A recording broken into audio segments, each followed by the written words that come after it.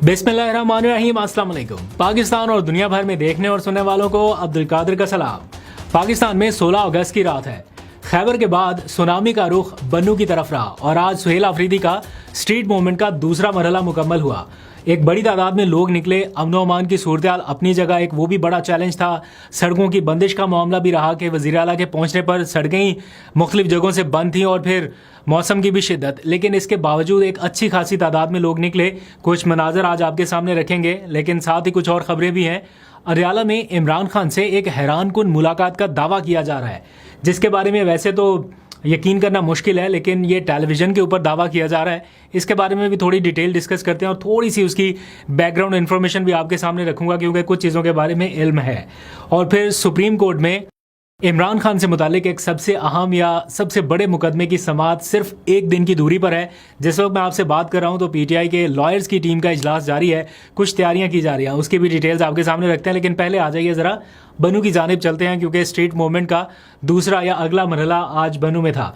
सुहेल अफरीदी ने ऐलान कर रखा था कि वो बन्नू पहुंचेंगे। कबायली इजलास पे उनका ज़्यादा फोकस है कि वहाँ से वो स्ट्रीट मूवमेंट शुरू करें। एंड अब अगला मरहला कहाँ पर जाएगा उसके बारे में बात करते हैं। लेकिन आज बन्नू के लोग जिस तरह से निकले हैं और ख़ास तौर पे उन हालात में निकले जब वहाँ पे अमन व अमान की सूरत हाल के हवाले से एक इस्टेब्लिश फैक्ट सामने है कि वहाँ पे क्या सिचुएशन है।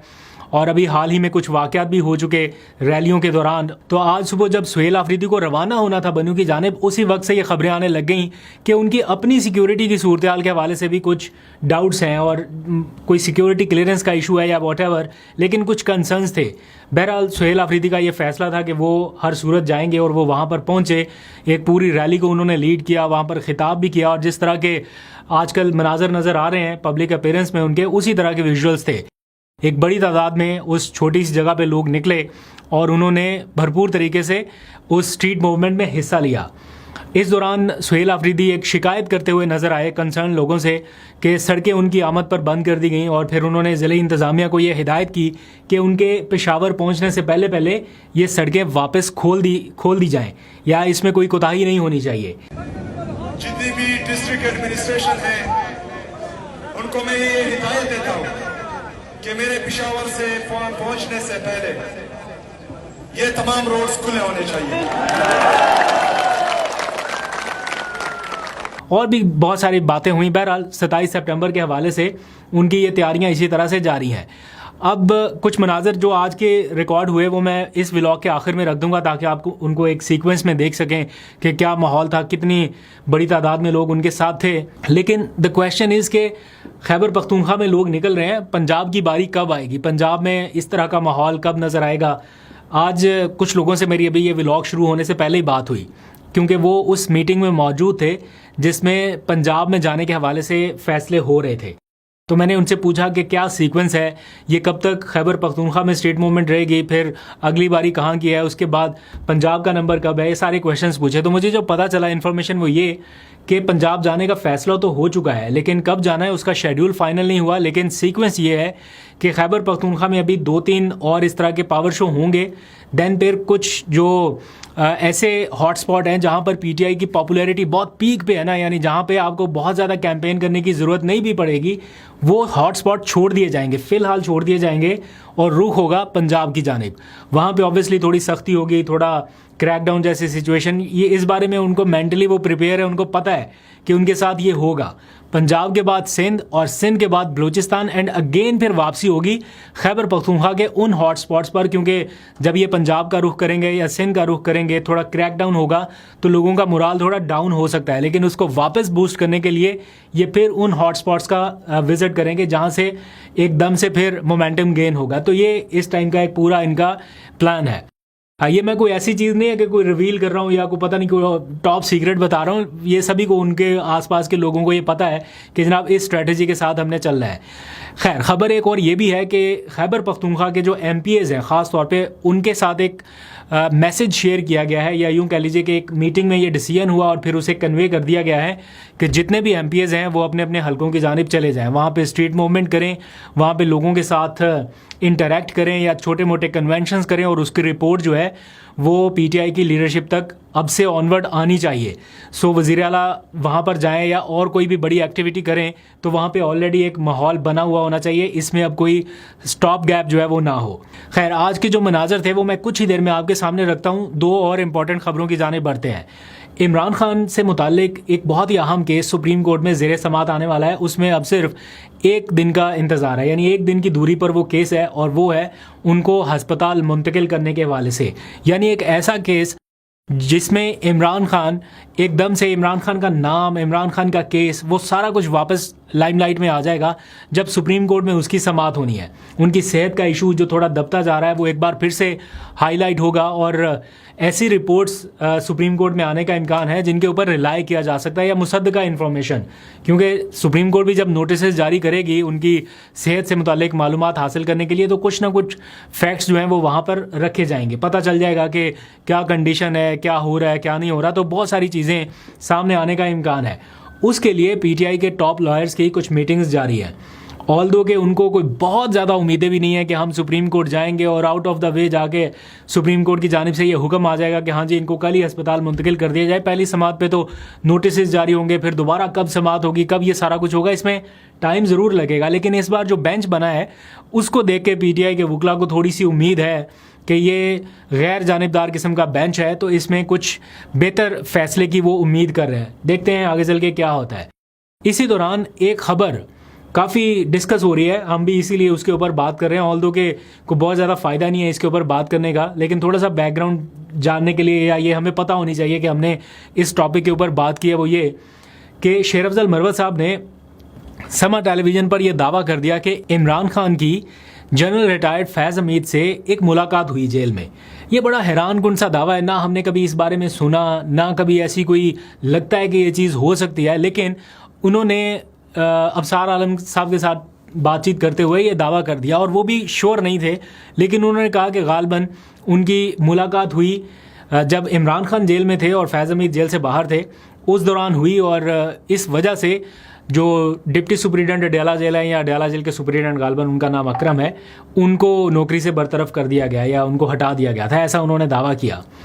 तो अभी तक इसकी किसी भी ज़राए से तस्दीक नहीं हो सकी, और मुझे लगभग ऐसा लगता है कि यह नामुमकिन है। जिस लेवल की सिक्योरिटी रही है अडयाला जेल में, या जिस तरह का माहौल रहा, ऐसी मुलाकात का हो जाना लगभग नामुमकिन है। मेरा तो इसको ज़हन नहीं तस्लीम करता।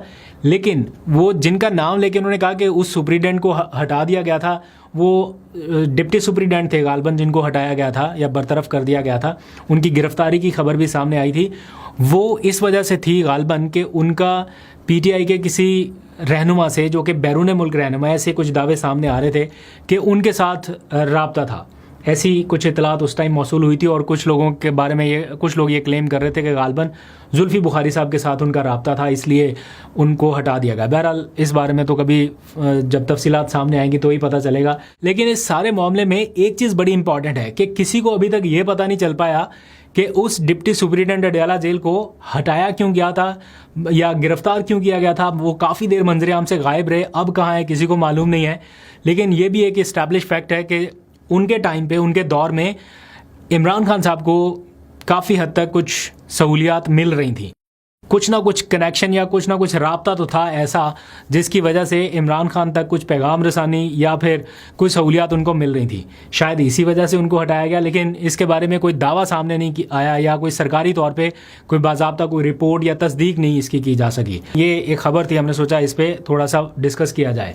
लेकिन एक और ब्रेकिंग न्यूज़ आज टेलीविज़न के ऊपर चल रही है, मैं देख रहा हूँ कि उसके ग्राफिक्स भी बन रहे हैं और बड़े मज़े के। पहले खबर ये चली कि शाहिद अफरीदी साहब का कुत्ता गुम गया। उसके ऊपर उन्होंने एक पोस्ट भी की और लोगों से उन्होंने अपील भी की कि जनाब ये इसको हमने बड़े लाड प्यार से पाला है, तो अगर किसी को मिले तो प्लीज़ इसे हमें वापस लौटा दे। वो आजकल इन दिनों इस्लामाबाद में एक निजी हाउसिंग सोसाइटी में मुकीम है। और फिर थोड़ी देर बाद उन्हीं के अकाउंट से एक ट्वीट हुई और उसमें बताया गया कि जनाब वो उनका वापस मिल गया उनका कुत्ता उनको, और कुछ लोगों ने ढूंढ के वापस उनके घर तक पहुंचा दिया। उन्होंने उनका शुक्रिया भी अदा किया। तो इस पोस्ट के ऊपर बड़े मज़े के तबसरे थे। कुछ लोग कह रहे थे कि ये क्लासिकल एग्जाम्पल है कि आप मुल्की इशू से किस कदर डिस्कनेक्ट है, कि मुल्क के असल कोर इश्यूज़ क्या हैं, मामलात क्या हैं, लेकिन आपका अपना एक इशू वो कितना अहम है आपके लिए या कितना इंपॉर्टेंट है। बहरहाल इसकी ज़्यादा डिटेल में नहीं जाते या ज़्यादा बहस में नहीं जाते। मैं तबसरे की हद तक बात कर रहा हूँ कि बहुत लोग तरह तरह के तबसरे कर रहे थे। एक पंजाबी की कहावत भी है, वो मैं अक्सर गलत ही कह देता हूँ कि माड़े दी मार गई माँ तो किसी ने नहीं लिया ना, तो चौधरी का मार गया कुत्ता तो पूरा पिंड नहीं सोता। तो वो थोड़ा सा एग्जाम्पल उस तरह की याद आ रही थी। एनी हाउ, कल कौमी असम्बली का एक बहुत ही अहम इजलास शुरू होने जा रहा है। कल शाम 5 बजे से ये इजलास शुरू होगा और मुल्की सियासत में आपको तरह तरह की ख़बरें वहाँ से सुनने को मिलेंगी, तरह तरह के तबसरे सुनने को मिलेंगे। ज़ाहिर बात है सारे पॉलिटिशियंस पार्लियामेंट हाउस पहुँचे होते हैं, हम जर्नलिस्ट भी वहाँ पे होते हैं, सोशल मीडिया के लोग भी, तो इंटरव्यूज़ और ये सारा कुछ काफ़ी टाइम के बाद, ये बजट के बाद गालबन ये इजलास हो रहा है। तो इसमें जो हालिया कुछ तनाव रहे हैं 2 सियासी जमातों के दरमियान, फिर इमरान खान का इशू, फिर नेशनल गवर्नमेंट, सूबों का मामला, इमरान खान की सेहत, सुप्रीम कोर्ट, ये सारे इशूज़ जो हैं वो वहाँ पर डिस्कस होंगे। तो आपको बहुत सारी खबरें कल से सुनने को मिलेंगी। अब आखिर में जाते जाते वो कुछ विजुअल जो मैंने आपको बताया था कि स्टार्ट में, वो आप देखिए आज के बन्नू शोडाउन के हवाले से और अपनी राय का इजहार ज़रूर कीजिएगा। अभी तक के लिए इतना, अपना बहुत सा ख्याल रखिए। अल्लाह हाफिज़। वज़ीर आला खैबर पख्तूनख्वा सुहेल अफरीदी इस टाइम बन्नू में मौजूद है। कारकुनान की जानिब से उनका शानदार इस्तकबाल किया जा रहा है। इस टाइम आप देख सकते हैं बन्नू में वज़ीर आला खैबर पख्तूनख्वा सुहेल अफरीदी इस टाइम मौजूद है।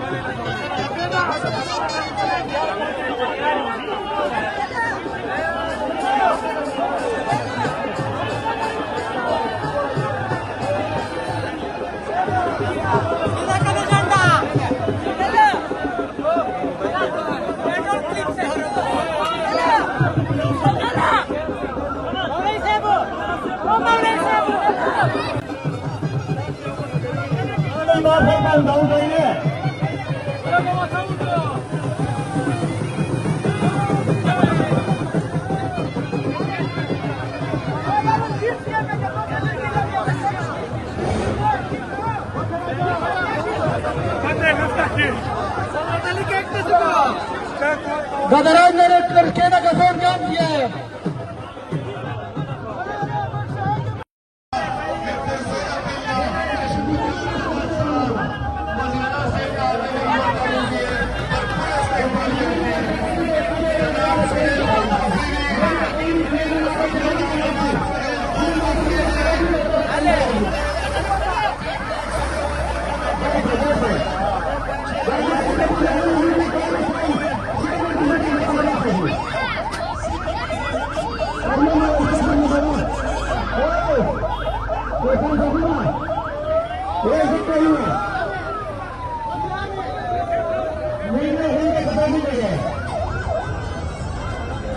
Bambino